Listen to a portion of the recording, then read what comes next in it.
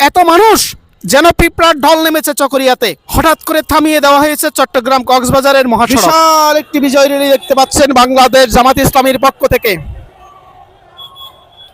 চকরিয়া পেকুয়ার জামাতের মনোনীত প্রার্থী আব্দুল্লাহ আল ফারুক, আমরা আব্দুল্লাহ আল ফারুককে দেখতে পাচ্ছি হাত উঁচিয়ে জনতাকে স্বাগত জানাচ্ছেন।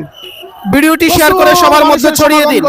অনেক বড় একটি বিজয় র্যালি দেখতেছি আমরা, বিশাল র্যালি, ঐতিহাসিক একটি র্যালি দেখতেছি আমরা।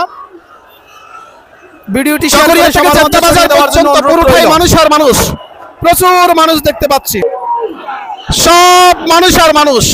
যতটুকু শুনেছি সিরিঙ্গা থেকে জিদ্দা বাজার পর্যন্ত মানুষ, আর এদিকে যদি আমরা দেখি ইতিমধ্যে তানার মোড় পর্যন্ত ওনারা অবস্থান করতেছেন। জামাত মানুষ আর মানুষ, সব মানুষ, মানুষ নয় যেন পিঁপড়ার দল।